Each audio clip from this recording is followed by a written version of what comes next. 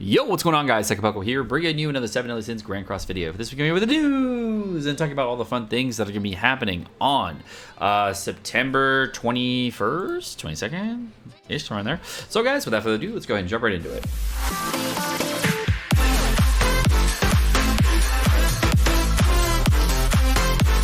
So I want to say thank you guys for coming out to the streams and everything, and I wanted to say thank you for supporting. We actually just started a brand new YouTube channel for the Genshin Impact, so if you want to check it out, go ahead and the link to that, of course, is going to be in the description below, as well as the comment section if you want to catch it there. But it's just Sekapoko Genshin Impact, and we're going to be doing daily content for that. So again, we got over 1,000 subscribers yesterday for Genshin, so thank you guys so much, and we're going to go ahead and keep pushing for more content. I'll just continuously put it out, and hope you guys enjoy.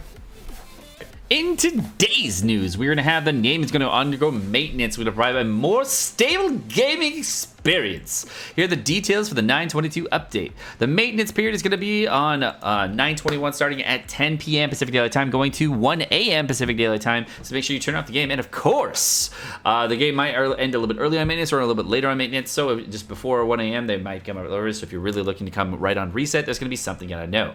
Now, the thing that you got to know for the new character, of course, it's be coming out as we knew for the last week, is going to be Eastin, and it's going to be ruler of the stormy seas Easton, which is just blue Easton? Question mark? It's blue Easton. Okay, just making sure. Okay, I just had to double check. Yes, it is blue Easton coming, and she's going to be available through the Tide of Ambition Step Up Draw event. It's going to be a step up specifically for Easton. Should I pull Sekapoko? I'll talk about it a little later. Okay, so don't worry about it. I will go over it. All right. The 7 Catastrophes growth event's going to be here as well, so you can obtain up to 7 SSR pendants. Damn, that is a big growth event. 7 SSR pendants? Damn, that marble, you bringing it. Holy shit, that's a good ass growth event. All right, Easton water costume sets. I will of course show you guys the water costume sets, and you can see all the costumes, and I will put them on the screen for you. Added the Purring Poo Medal of Ruin. This allows you to get the Easton book, the Easton headpiece, as well as the Easton costume, and I will show you all 3 of which, of course, near the end of this video. And of course, you're going to require doing Purring Poo medals to get it done. So if you do want to make sure that you get the Purring Poo runs in right at the end, you're only going to need a couple runs of Purring Poo. It looks like you'll need a total of 15, just like you did in the previous event. It's just going to need a total of 15, so not even a big deal. The half anniversary salvage event rate up is going to be extended, or part 2. Part 2 of a salvage event. Okay. Salvage rate up event from 9/22 to 9/29. I guess salvage event's back. No one has gold for that, but thanks, Netmarble. I appreciate it. I guess we'll do a little bit of extra salvage after book farming on Saturday, and that'll be cool. But pretty sure that we don't have any SSR pieces to do that, because we did that on the last salvage event, which was like 2 weeks ago. But thanks. If you switch it to like an every 2-week salvage event, I'd be okay with that. Thank you, Netmarble. That would be awesome. Salvage event would be way less stressful. All right. Ooh, awesome. There's going to be a brand new mode that's going to be added. So in the story event tab, if you are going to be doing kind of battle event, there's going to be a brand new difficulty. What you have to do to unlock the brand new difficulty, of course, is to clear all of the normal versions of the difficulty, and then you switch over to the nightmare difficulty. Nightmare difficulty is not a joke. It is actually somewhat difficult. So just know that it will require pretty darn high CC values. So if you do not have the gear required to do that, don't feel bad. It is only for like mid-late game players as well as end game players to actually be able to do. It is somewhat difficult, but if you do clear it, then you know where you are in the game. All right.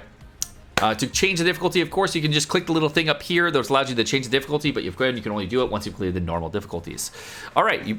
The mission rewards will also be include nightmare difficulty, so just know that you will have to declare nightmare difficulty in order to get all of the mission rewards for battle events. Now, these battle events are going to be pretty synonymous going forward, so there's always going to be a normal difficulty for the battle events, and then finally the hardest difficulty, which is nightmare for those. Now, the one that's on the screen, though, this battle event is actually a gold farming battle event. On the nightmare difficulty, the hardest difficulty is a battle event that actually drops a pretty darn high amount of SSR chests.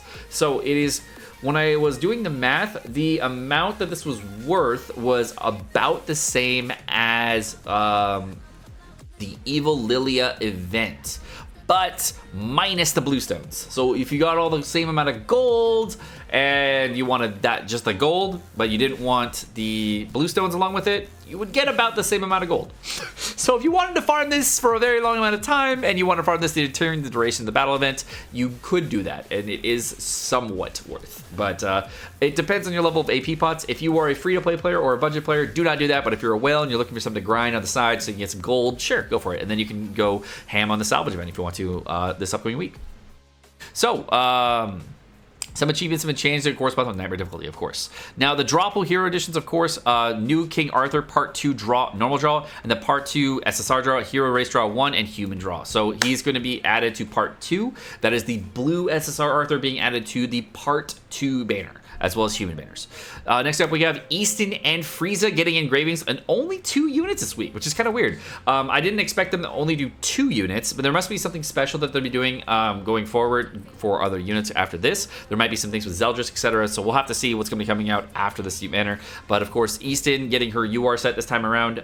We'll talk about her in a little bit too. Of course, the ending event, there's a big thing that's coming out, and oh, you know what? Hold on. I got a DM. Oh, yeah. It's from CM Gold. He said the Diamond Boga reset. Oh. Thanks. Alright. So, the Hero Enhancement Super Success and Ultra Super Success is going to be leaving as well. Experimental Subject Death Mono Step Up event is going to be here as well. Incarnation of New King Arthur Step Up Bundle is going to be leaving as well. So the free ticket's going to be leaving. So just watch out. Make sure you do your summons for the Arthur banner so that you can get all the tickets done if you haven't done them already. The Eve of Celebration Ticket Bundle is going to be leaving. So all those are leaving too. You can sell any... Don't just use your tickets. Make sure to use your tickets. Okay?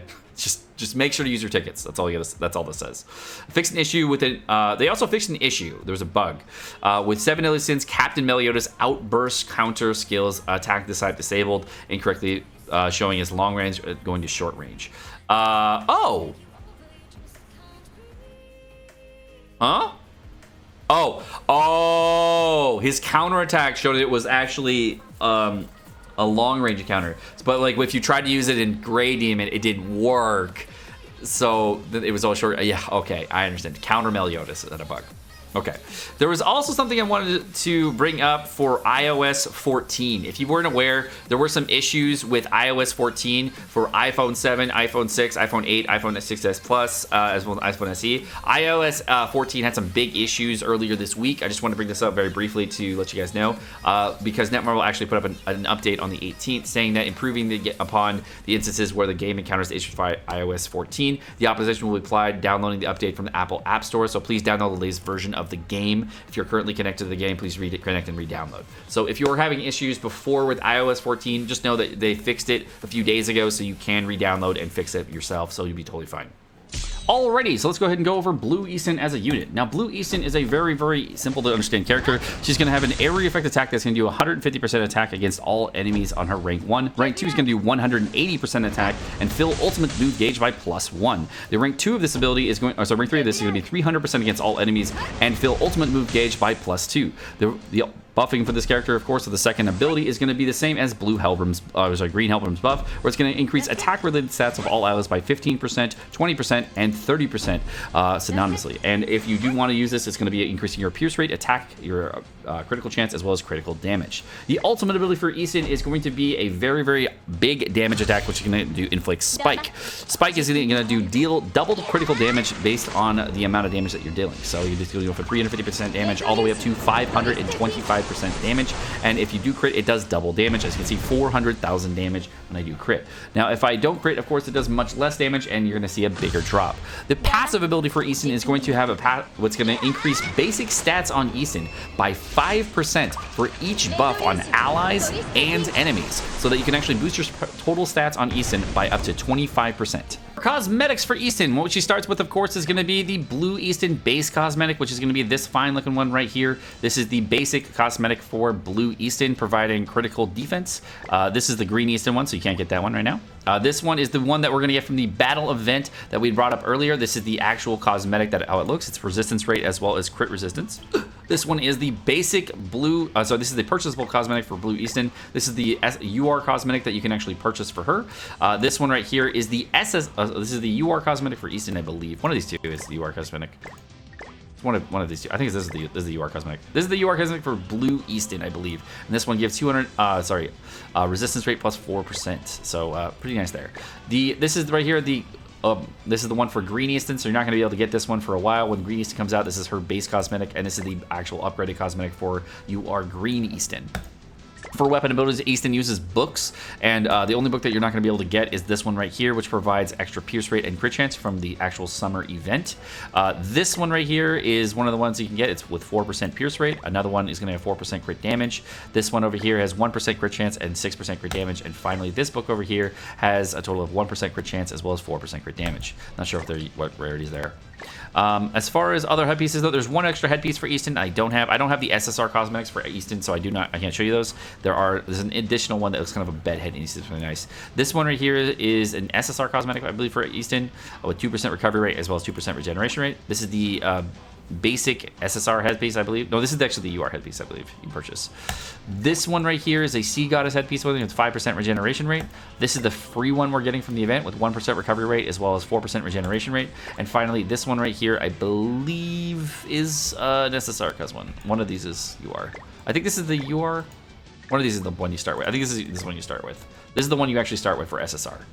And then the other two are UR. It's hard to tell because they're all UR right now. Sekapoko, I need to know, should I be pulling for Blue Easton? It is going to be a step-up draw banner, and I want to know if I should pull for her. Well, as a free-to-play player, most of you are going to be completely out of diamonds at this point, and of course you wanted to pull on the Valentine's banner if you're a heavy grinder, and if you're not a heavy grinder, then of course you didn't pull on the Valentine banner and you go for the cosmetics. If you do want to, of course, try to get your Lost Fate Meliodas cosmetic, it's probably the worst time in the world for you to pull anyways, and the OCs in the banner are really nice to get, of course, so if you do need them and you have to pull an OC banner, this is the last OC banner that you have until Roxy, and then after that's going to be Shin. So those are the two characters that are coming out after this, so you might have a lot of ways to go. If you're a pay-to-play player, there is no reason to use this unit and no reason to get this unit except because you want to try something else new, but Easton really doesn't seem any big play outside of using her for demons. She gets her big bonuses from Super Awakening, and what I mean by big bonuses is that she actually gets a large amount of crit chance out of her Super Awakening, which makes her a little bit more viable for Blue Easton. Green Easton, of course, is a much better version, so if you are a whale and you want to try this unit out, she does do some work, and I did see some really cool PvP videos a long time ago with her, and you can actually cleave out entire enemy teams with her 3-star abilities as well as ultimate.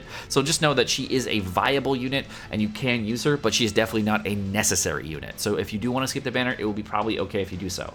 Alright, so for battle events, for nightmare events, you can see here, I'm going to go down to the battle event tab, and I'm going to open this thing up here. By clicking this right here, I just can switch it between the normal event and the nightmare mode event. Now, nightmare events, you can see, have a little bit higher of combat class. I'll open it up for you guys, and this is how it's going to look. Let's see, trying to open it up. Oop, there we go, lagged out. So you can see you get extra drops. So if I go to the drop table right here, I'm getting a total of 6% rate to drop potions on this particular event. Now the drop is going to depend completely on the event that you're doing. And if I go back and flip this out and go to the drop table here, you can see the drop rate is only for 1 potion versus 2. So if you do the same run on nightmare difficulty for the same thing, you actually get better drops on nightmare difficulty. So on some nightmare difficulty events, it doesn't limit at 5 total clears. It actually limits at unlimited clears, like the one that was previewed just now, I believe is the one that dropped gold chests. So you could do that infinitely if you wanted to farm gold. Alright guys, well, I'm Sekapoko. Thank you so much for watching. Hope you guys enjoyed this video. If you do want to see a Blue Easton showcase, go ahead and check out that video on the link in the description below or over here. If I do remember to link it, I have an entire Blue Easton PvP showcase that I did recently on the Japanese version about a month ago or so. So if you want to check it out, it'll give you an idea of what to expect for Blue Easton. But, again, of course, like, subscribe, all the fun stuff. You guys have a great rest of your day. Peace.